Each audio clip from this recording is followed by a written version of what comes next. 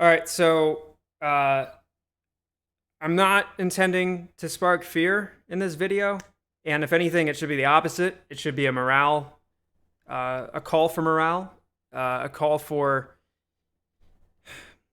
education. So right now, in my head, the title of the video is "The One Thing That Has or Can Stop MOAS," something along the lines of that. Let's just dive into it. I also figured out how to set up dark mode on the whiteboard, so hopefully that helps everybody's eyes. So I've gone over this concept of continuous net settlement a little bit.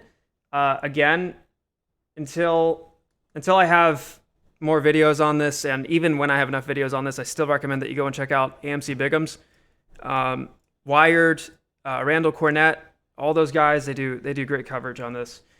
So this concept of continuous net settlement. Let's first break down what a short squeeze is, because it's important to understand what a lot of people skim over this, but this is these little benign details that seem like little benign details are actually much more amplified than anyone realizes. So what is a short squeeze? I'm going to make this quick while driving home my point. It is a liquidity crunch.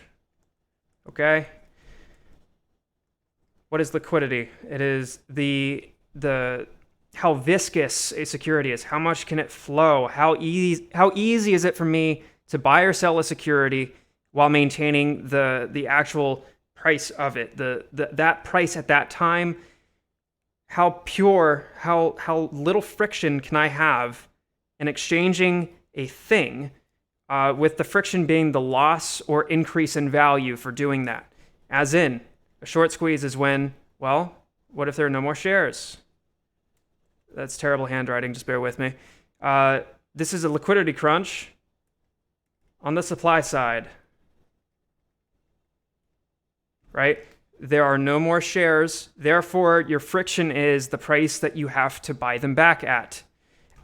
You have many flavors of this throughout markets, and the monitoring of friction of this is actually what makes you money, typically, especially if you're in the arbitrage game. Friction is, in a lot of these concepts that I do callbacks to that are in the world of physics and chemistry and all that, are extremely prevalent. And the key takeaway of this is it's a liquidity crunch, right? Now, in our modern world, we have a solution for this idea called pawn shops, right? Which, if you look at the reverse repo, it's a pawn shop. You have a very illiquid thing. Maybe it's exotic dildos, exotic vintage dildos. No one wants to buy them, and you don't want them anymore. Maybe you have to pay a bill. I don't know, right? You have some reason for getting this off your hands. Now, if you go and take this to a pawn shop, you're probably going to get 50% of its actual value, that pure value we were talking about. Because of the fact you're paying 50%, the missing side of this, in exchange for artificial liquidity, right? You're getting liquidity by going to a place that will give you much less of what it's actually worth. So you get your money and you move on. Well, how do pawn shops make money? They take this minus 50%, and when they go to sell it, they add markup. Right? They're going to take whatever their difference is, their cost, and try to mark that up as much as they can. Because on the side of the whole, like, it's one man's, one man's trash is another man's treasure, or garbage, or whatever. Because this thing is illiquid, if you can find where in the cycle of things there's increased demand at some point in time, you're able to mark that up. You know, seasonality and cyclicality are all over the world, in case you haven't noticed. So let's now get on to why this has a case against MOAS, this continuous net settlement idea. There's tons of write-ups about this. And again, AMC Bigums, Randall Cornett, Wired, even Matt Kors has done a lot of good coverage about this. And I know I'm going to be casted as a heretic for saying everyone's names like that without any regard for their reputation. Throw that aside, okay? Information is information. Please dissociate the integrity of information and education based on the authority. We will not last playing tit for tat on this whole entire scale. Please, just for the love of God, just deal with it afterwards. Dave Lauer as well. Dave Lauer has done a lot of great coverage on this. Continuous net settlement was incepted to be this all-in-one liquidity solution where all of the participants are able to create this composite position, aka a net position. And in the fine print, and I have to go through and refresh my memory on what exactly yields this, but I know it's in there and I'm going to loosely articulate it, is one man's illiquidity translates into another's liquidity. You basically create this prefix becomes a conditional. And over some period of time, typically it's t plus 6, anyway, up to t plus 35. And there's different ways that you can alchemize this into being even longer, which we'll get into later. I'm coining a term called abstract finance mechanics. It probably already exists, but I don't know. And I'm down that rabbit hole right now. But this idea of creating abstract mechanics within markets by combining and alchemizing, right? These operations and these protocols. So to get back to this, though, it's t plus 6 to t plus 35 for sourcing and becoming the counterparty, which in itself is pretty much this right here. This right here is pretty much, dumbass, you can't fucking draw. I hate my life. I'm just, okay. I hope you get the point here. This idea of party and counterparty is the thing to really pay attention to. Continuous net settlement is, I believe it's among FINRA, it's the NSCC, the National Securities and Clearing Corporation.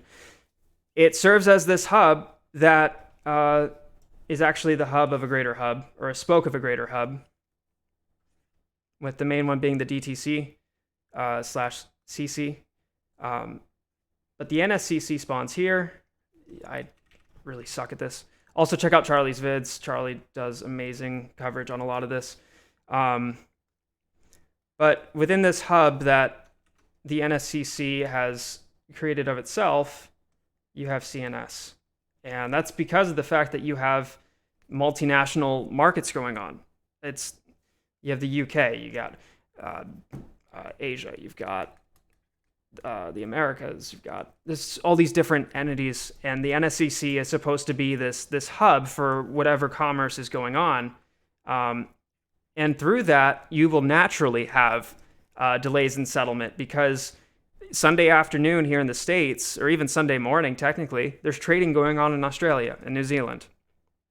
So the NSCC serves as this chronological buffer, pretty much, so that all the varying timelines that just come naturally with having markets scattered across different time zones can have a universal buffer. It has a lot of parallels with the way that IEX has created their means of trading.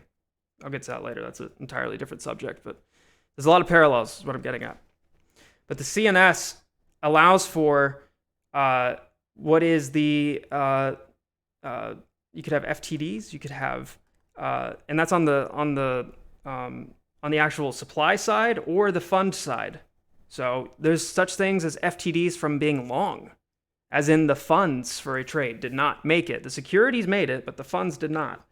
Are settled here, and there is a seemingly deliberate process at which these actually settle, because these become either a gift, believe it or not, or a curse for all of the members involved. There are different ways that you can leverage the failure to deliver for funds or securities because the entire system, all of the members are contributing to this net settlement. It literally collectivifies all of these different financial big dick entities into one composite position. And it's all in the name of liquidity. But is it though? Is it? I say that half jokingly, half seriously. When things are normal, when markets aren't being exploited, this is a great idea, just like dark pools. But it creates a scaffolding for the deliberate